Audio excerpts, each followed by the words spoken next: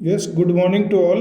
आज क्लासरूम में इंग्लिश बोलने के कुछ सेंटेंसेस, बेसिक सेंटेंसेस आपको डिस्कस करेंगे। इंग्लिश के लिए पहली चीज़ मैं आपको बता दूं कि English speaking is not hard. केवल हेजिटेशन के कारण से इंग्लिश स्टूडेंट्स नहीं बोल पाते। और हेजिटेशन भी क्या है कि इंग्लिश कहीं गलत नहीं बोल जाए। इंग्लिश आप बोलते टाइम में कहीं कोई सेंटेंस गलत बोल जाए और कोई हंसी उड़ाने लग जाए, इस हेजिटेशन में, हिचक में इंग्लिश नहीं बोलते। मैं आपको बता दूं कि English total language itself very wrong language. English खुद अपने आप एक गलत लैंग्वेज है और इसलिए आपको इंग्लिश में सही या गलत के लिए कोई टेंशन रखने की ज़रूरत नहीं है। इंग्लिश एक लैंग्वेज है और लैंग्वेज में पूरा सही होना या गलत होने से कोई फर्क नहीं पड़ता। लैंग्वेज का मतलब ये होता है कि आप अपनी भावनाओं को दूसरों को किस तरीके से समझा सकते हैं। भाई कोई गूंगा व्यक्ति है, डम्ब है, वो वो क्या इंग्लिश बोलता है, क्या हिंदी बोलता है, क्या राजस्थानी बोलता है? वो उसकी लैंग्वेज अलग है। कोई राजस्थानी आदमी है, बिल्कुल वो हिंदी भी नहीं जानता, इंग्लिश भी नहीं जानता, लेकिन वो अपनी बात को जो है हमें समझाने में सफल हो जाता। फिर थोड़ी सी आप मेहनत करेंगे तो इंग्लिश बहुत अच्छी भी बोलने लग जाएंगे। और इंग्लिश में मैं आपको बता दूं कि कई जने कहते हैं कि भाई टेंसेस से इंग्लिश आएगी, टेंसेस से इंग्लिश आएगी, ज़रूरी नहीं है। बहुत मुश्किल है टेंसेस से तो इंग्लिश आना, और उल्टा मुश्किल पड़ जाएगा आपके लिए। तो कई बेसिक सेंटेंसेस है जो आपको क्लियर करते चलेंगे without using grammar, without using translation and without using tenses. तो आइए, वेलकम। स्टूडेंट्स के क्लास के अंदर के कुछ सेंटेंसेस अपन ले रहे हैं। तो पहला सेंटेंस तो करीब करीब सबको आता है, गुड मॉर्निंग मैडम है या सर है, जो भी है, गुड मॉर्निंग तो क्लास में बोलना ही है। सेकंड है मे आई। मे आई जो वर्ड है छोटा सा ही है, 1.5 शब्द ही है इसमें, तो एक मे और आई तो आधा भी नहीं है। मे आई से हम बहुत सारे सेंटेंसेस बना पाएंगे। और वर्ब की देखो, English 80% English is only verb. अगर आपको वर्ब आती है, क्रिया आती हैं, तो आपको इंग्लिश में बहुत ज़्यादा आसानी हो जाएगी। अब क्रिया वर्ब क्या होती है? जो भी हम कोई भी काम करते हैं वो सारी की सारी क्रिया या वर्ब कहलाती है। खाना, पीना, लिखना, दौड़ना, भागना, सोना, रोना, धोना, ये सारी वर्ब हैं। और इनकी इंग्लिश भी आपको जनरली आती है, केवल प्रैक्टिस, लैक ऑफ प्रैक्टिस की कमी है, हेजिटेशन है। तो ये सारी चीज़ें आप अगर हमारे साथ चलेंगे, टाइम देंगे, तो आपको प्रॉब्लम नहीं आएगी, दावे के साथ मैं कह रहा हूँ। तो मे आई, इतना सा आपको याद करना, मे आई। इसके बाद वर्ब की फर्स्ट फॉर्म लगेगी इंग्लिश स्पीकिंग में, इंग्लिश बोलने में मोस्टली अधिकतर वर्ब की, क्रिया की फर्स्ट फॉर्म लगती है, जैसे ईट, राइट, गो, जंप, स्लीप, लाफ, वीप ये सारी की सारी वर्ब की फर्स्ट फॉर्म है।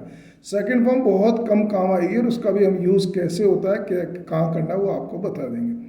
तो मे आई कम,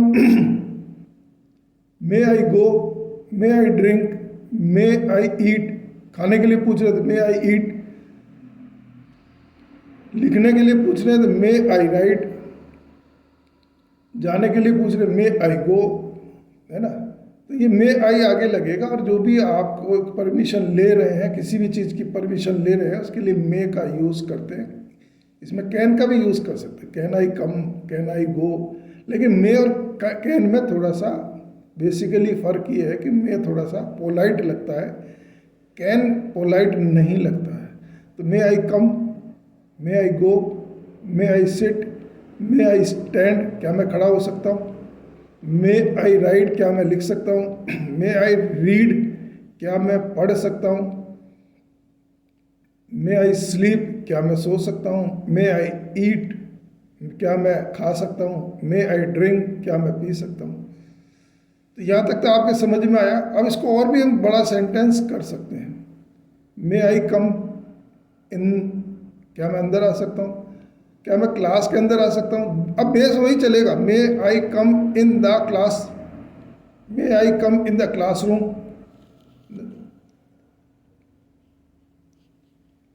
तो इसको और बड़ा कर सकते हैं आप। मे आई राइट, क्या मैं लिख सकता हूँ? अब इसको खाली इतने से पार नहीं पड़ेगा। देखिए, आपको हम छोटे से नर्सरी क्लास से लेके केजी क्लास से लेकर के और 10th 12th BA MA तक की इंग्लिश साथ ले करके चलेंगे। कहीं आप ये सोच ले कि साहब ये तो बहुत इजी वाला पढ़ा रहे हैं, ये इजी से हार्ड बनेगा। एक ईंट से जुड़ते जुड़ते, ईंटों को जोड़ते जोड़ते ही मकान बनता है। खाली एक ईंट देख कर एक ईंट से मकान थोड़ी बनेगा, नहीं बनेगा। लेकिन यहाँ पर आपको हम ईंटें जोड़ जोड़ के, वर्ड जोड़ जोड़ के, सेंटेंस जोड़ जोड़ के बड़े से बड़े सेंटेंस भी आपको बनाना सिखाएंगे। तो मे आई राइट, अब इसको बड़ा कैसे करोगे? लगाओ दिमाग। May I write in copy, may I write in Hindi copy, may I write in maths copy, may I write in English copy. बड़ा हो गया ना? अब और बड़ा करना चाहें तो देखिए, may I write in Hindi copy. अब किससे लिखना चाहेंगे? With the pen, with the pencil, with the rule, है ना? मे आई का ये यूज़ है। तो इसमें आप वर्ब की फर्स्ट फॉर्म लगाते चलेंगे और ये सेंटेंस आप खूब सारे सेंटेंस बना लेंगे। इसके बाद देखिए, मे आई सिट, क्या मैं बैठ सकता हूँ? May I sit on the seat, seat पर। चेयर है तो may I sit on the chair. Stool है तो may I sit on the stool. Bench है तो may I sit on the bench, है ना? इस तरीके से ये आप सिट का यूज़ हुआ। अब कोई काम स्टार्ट कर रहे हैं, कोई भी काम चालू कर रहे हैं आप, तो मे आई स्टार्ट, याद कर लीजिए, may I start, may I start, may I start. English will come by practice, ये ध्यान रखना, बार बार मैं कह रहा हूँ आपको। इंग्लिश प्रैक्टिस से आएगी, इंग्लिश ग्रामर से नहीं आएगी, कभी नहीं आएगी। इंग्लिश टेंस से कभी नहीं आएगी, इंग्लिश ट्रांसलेशन से नहीं आएगी। जो जो आपके सेंटेंस काम में आने वाले हैं वो सेंटेंस आप थोड़ा सा प्रैक्टिस कीजिए, और हम एक सेंटेंस से कई सेंटेंस बनाना आपको सिखाएंगे। तो may I start, may I start, may I start. अब क्या क्या चीज़ें इसमें? वर्ब के साथ आईएनजी लगेगा, वर्ब की फर्स्ट फॉर्म के साथ में आईएनजी लगेगा। मे आई स्टार्ट रीडिंग, वही ऊपर वाले चल रहे देखे, I, may I read, may I write, may I play, may I learn, may I dance.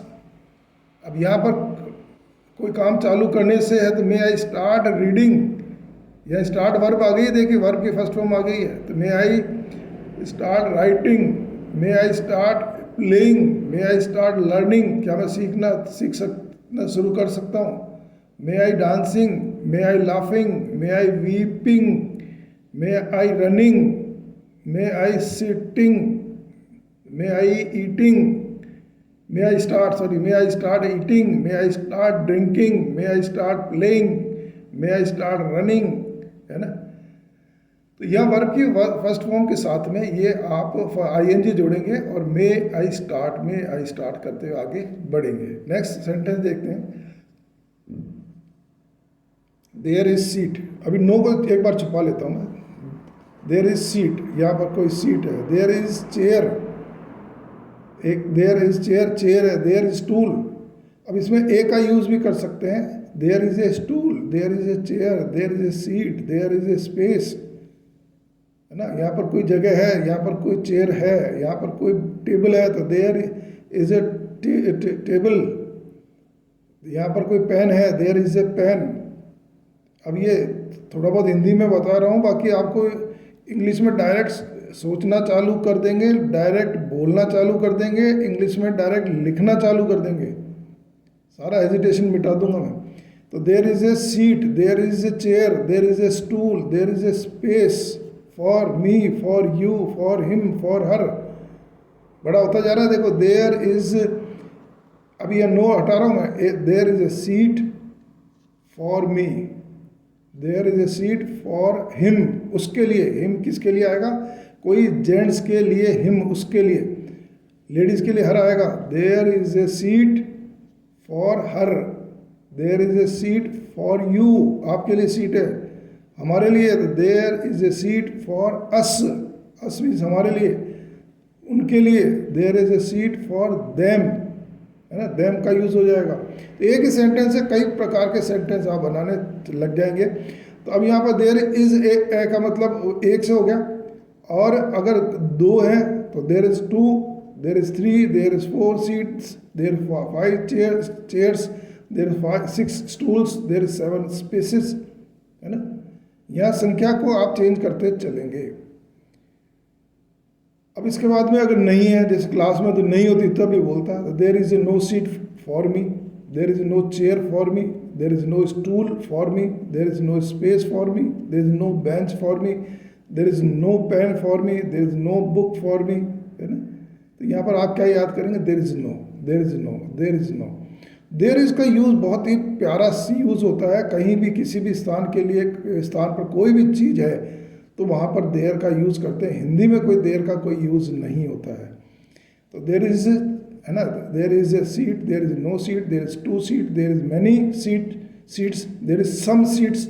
Many का मतलब कई, जो काउंटिंग में आ जाती है, गिनती में आ जाती है। There are many seats, there are some seats. एक वचन से बहुवचन में आने पर हम इज की जगह आर का यूज़ करेंगे। There are many seats, there are 2 seats, there are 5 seats. इसके बाद अब ये चेयर है या टेबल है, जो भी द चेयर इज, कोई भी विशेषता आती है तो उसके लिए हम इज का यूज़ करेंगे। There is the chair is clean, the chair is proper, the chair is dirty, the chair is broken, the chair is new, the chair is old. उसकी विशेषता बता रहे हैं। The bench is clean, the bench is proper, the bench is dirty, the bench is broken, the bench is white, the bench is black, जो भी है। अब अगर नेगेटिव कर रहे हैं तो the chair is not clean, the chair is not proper, the chair is not dirty, the chair is not broken. तो ये नो का यूज़ भी, नॉट का यूज़ भी है, बिना नॉट का यूज़ भी है। अगर सिंपल चीज़ है तो इसका यूज़ करेंगे विशेषता में। एक वचन में इसका यूज़ होगा। बहुवचन आते the chairs are not, the benches are not clean, the seats are not clean. समझ में आ गई। एक सिंगुलर में, एक वचन में इसका यूज़ होगा और बहुवचन में आर का यूज़ करेंगे। शीला इज टीजिंग, शीला मुझे चिढ़ा रही है। शीला इज बीटिंग, शीला मुझे पीट रही है। कोई भी काम अगर लगातार चल रहा है, कंटिन्यू चल रहा है, तो उसमें इज एम आर का यूज़ किया जाता है। Sheela is beating, Sheela is pulling, Sheela is pushing, Sheela is abusing. या कर रही है तो वर्ब के साथ ing लगता है। कोई भी काम अगर जारी है, कंटिन्यू है, तो उसके साथ वर्ब के साथ, क्रिया के साथ में ing का यूज़ किया जाता है। तो Sheela is teasing, Sheela is beating, Sheela is pulling, खींच रही है, शीला इज पुशिंग, धक्का दे रही है, Sheela is abusing, Sheela is fighting, Sheela is quarreling, Sheela is beating, है ना। तो इस तरीके से कोई भी काम अगर हो रहा है तो अच्छा बुरा उससे कोई फर्क नहीं पड़ता। यहाँ आपको यूज़ क्या करना है, Sheela is, Sheela is, Sheela is. Sheela की जगह मोहन है तो Mohan is teasing, Mohan is beating, Mohan is pulling, Mohan is pushing, Mohan is abusing, Mohan is playing, Mohan is weeping, Mohan is laughing, Mohan is sleeping, Mohan is drinking, Mohan is eating. समझ में आई। तो यह इसका यूज़ प्लस वर्ब के साथ में ing जब कोई काम लगातार चल रहा है। Today I have no copy, today लगाएंगे I have no copy, I have no book, I have no pencil. कोई नहीं है मेरे पास, आई हैव नो पेन। और अगर है तो I have pen, I have copy, I have pencil, I have pen.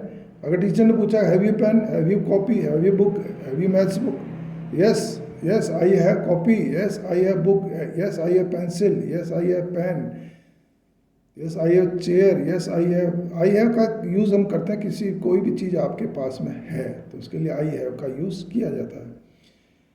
इसमें आप टुडे और भी जोड़ सकते हैं। भाई आज, yes today I have copy, yes today I have book, yes today I have pencil, yes today I have pen. नहीं है तो क्या यूज़ हो जाएगा इसके साथ में, नो का यूज़ हो जाएगा। Today I have no copy, today I have no book, today I have no pencil, today I have no pen.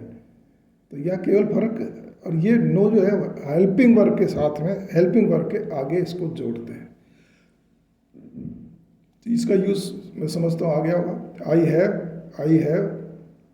अब हैव और हैज़ में क्या डिफरेंस है। प्लूरल के साथ में, बहुवचन कर्ता के साथ में एक से ज़्यादा कर्ता अगर है तो उसमें हैव का यूज़ होता है, जैसे दे है, यू है, वी है, मोन एंड सॉन है। केवल आई ऐसा है, आई कई जगह सिंगुलर भी होता है, कई जगह प्लूरल भी, एक वचन और बहुवचन दोनों में काउंट होता है कि आई तो आई है भैया, मैं तो मैं ही हूँ, मैं। तो आई का यूज़ जो है यहाँ पर बहुवचन के साथ में इसको माना जाता है। I have no copy, I have no book. अगर आई के साथ में वी है ना, हमारे पास में यू हैव, दे हैव, कोई भी बहुवचन है तो उसके साथ में है यूज़ होगा। हैज़ किस किस के साथ में यूज़ होगा?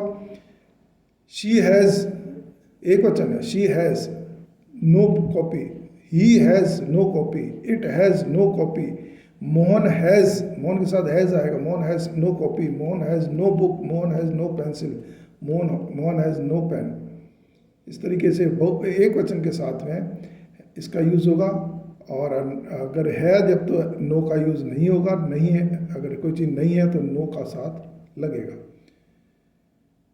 आई नीड बहुत प्यारा शब्द बने तो वाक्य बनेगा, आई नीड ए, आई नीड ए, आई नीड ए, आई नीड ए, आई नीड ए।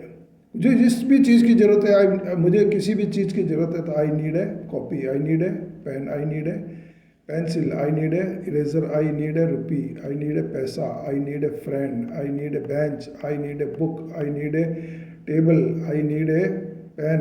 जिसकी भी चीज़ की ज़रूरत है, I need a shirt, I need a bat, I need a ball, है ना। I need, I need, I need, I need. Must और नीड में फ़र्क है, ये ध्यान रखना। उसमें भी चाहिए, इसमें भी नीड चाहिए। मुझे चाहिए एक कॉपी, मस्ट या नीड किसी भी चीज़ की ज़रूरत के लिए ये है, और मस्ट का जो है वो कोई भी काम करने या नहीं करने के लिए किया जाता है। ये चीज़ के लिए, कोई वस्तु के लिए, है ना, नीड का प्रयोग होगा। आई हैव फॉरगॉटन, ये बहुत थोड़ा सा मज़ेदार है। आई हैव फॉरगॉटन माई, तो कोई भी चीज़ आप भूल गए हैं, घर पे भूल गए हैं तो I have forgotten. I forgot भी कर सकते हैं, I forgot my copy, I forgot my book, भूल गया, है ना, तो वो वर्ब की सेकंड फॉर्म है। और यहाँ भूल चुका हूँ तो I have forgotten my copy, I have forgotten my book, I have forgotten my pencil, I have forgotten my pen. जो भी चीज़ आप भूल गए स्कूल क्लास के अंदर, स्कूल घर से नहीं लाए, I have forgotten my eraser at home, at shop, at playground, जहाँ भी है, जहाँ भी भूल गए तो इसका यूज़ आप ये करके इस तरीके से, ये आपका जो है इंग्लिश स्पीकिंग के कुछ सेंटेंसेस हैं। इनको 2-3-4 बार आप रीडिंग करेंगे तो आपका प्रैक्टिस बनती चली जाएगी। वीडियो लंबी हो रही है, ज़्यादा लंबी वीडियो को फिर यूट्यूब में डालने दिक्कत आती है। तो आज की इस वीडियो में इतना ही। आशा है आपको ये समझ में आया होगा। आपका अपने कमेंट्स ज़रूर लिखिए। आपको बड़े इजी तरीके से हम इंग्लिश सिखाने की कोशिश कर रहे हैं। फिर भी अगर आपके साथ कोई भी प्रॉब्लम है, आप कमेंट्स में डालिए। हम आपके पर्सनल व्हाट्सएप पर, अगर आपको कोई शर्म आती है, हिचक आती है, तो आप पर्सनल नंबर पर भी, मैं पर्सनल नंबर भी लिख देता हूँ इसमें, 9352997833। इस नंबर पर आप हमसे कोई भी राय मांग सकते हैं।